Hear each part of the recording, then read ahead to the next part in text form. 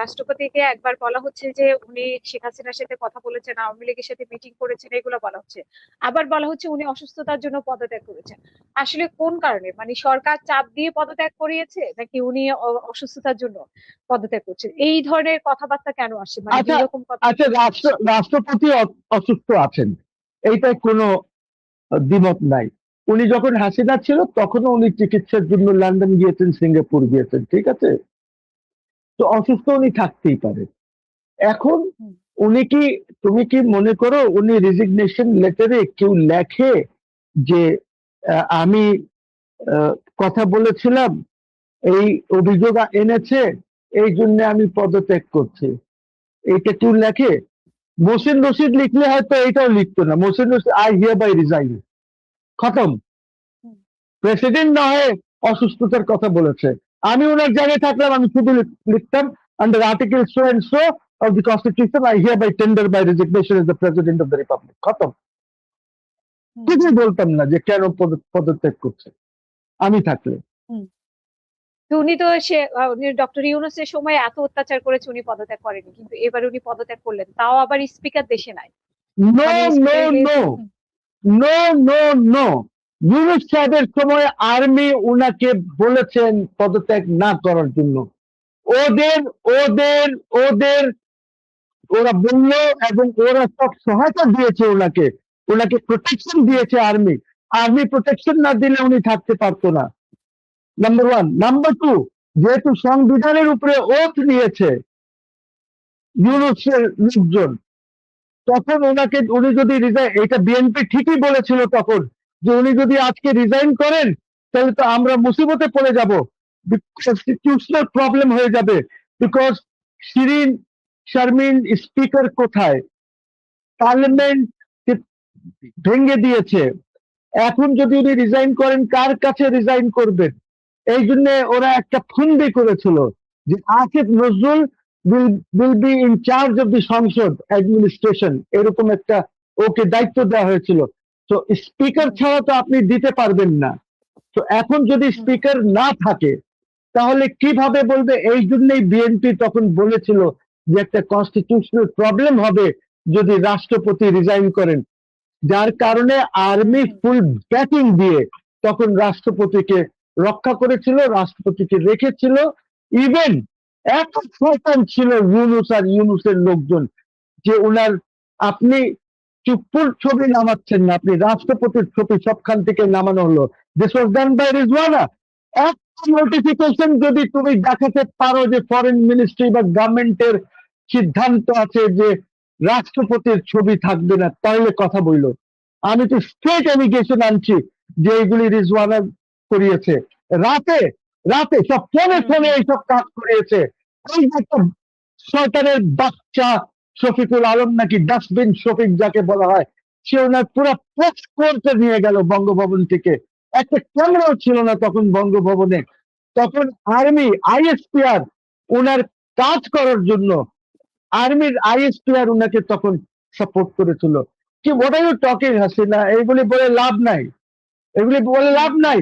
History, ইতিহাস পাল্টাতে পারবে না, ফ্যাক্টস পাল্টাতে পারবে না, ফ্যাক্টস কে মোচড়াইতে পারবা কিন্তু পাল্টাতে পারবে না।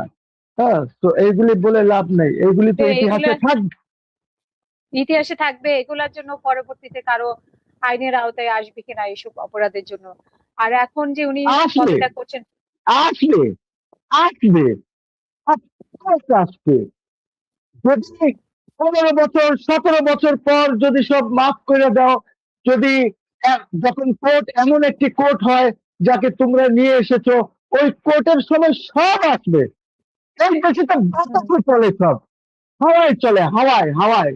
বাস্তবতার সাথে, আইনের সাথে, সংবিধানের সাথে কোনো কিছু চলে না।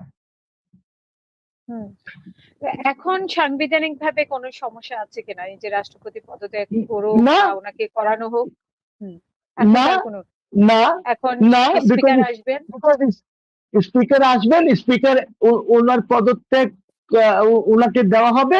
এন্ড স্পিকার অটো সিস্টেমে, আমাদের সংবিধানের অটো সিস্টেমে স্পিকার ভারপ্রাপ্ত রাষ্ট্রপতি হয়ে যাবেন। এবং উনি রাষ্ট্রপতির সব কাজ করবেন যতক্ষণ পর্যন্ত আর একটি রাষ্ট্রপতি নির্বাচিত না হয়। সিম্পল সিম্পল, এখানে কোনো কনস্টিটিউশনাল প্রবলেম হবে না। আগে এখন হতো, প্রশ্ন উঠছে যে এখন হবে না।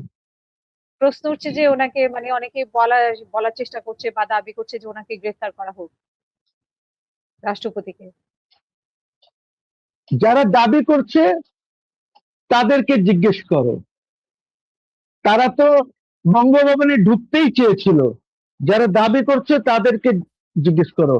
একটি সরকার আছে, এই সরকারকে জিজ্ঞেস করো যে আপনারা কি করবেন। সব জিনিসের ওই ফিজিক্সে একটা কি আছে না, every action has a counter reaction না কি একটা আছে না।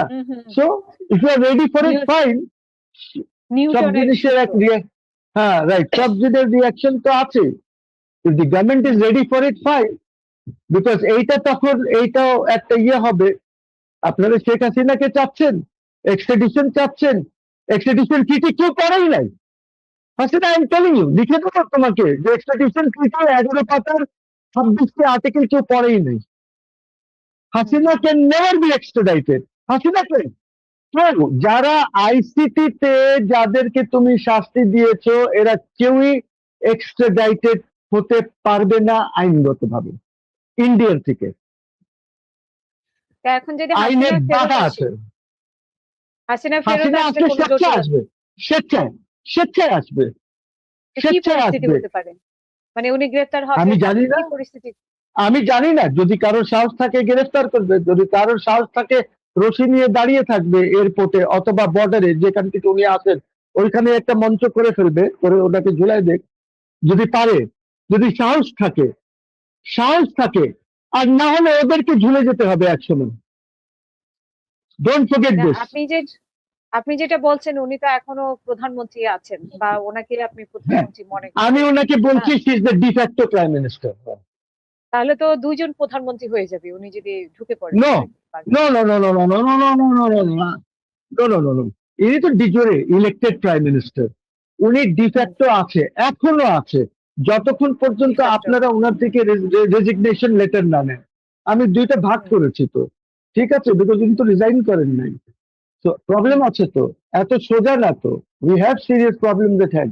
আর উনি কোন দিক থেকে আসবেন আমরা তো জানি না। এই জন্য আমার প্রস্তাব এই সরকারকে আছে যে আপনি, বিকজ হাসিনা ওয়েলকাম, উনি ডিসেম্বরে আসবেন না, সেপ্টেম্বরে আসবেন না, অক্টোবরে আসবেন না, নভেম্বরে আসবেন আমরা জানি না। এই জন্যই উনি ডিসেম্বরের মধ্যে আসবেন বলেছেন। এখন উনি কিভাবে আসবেন?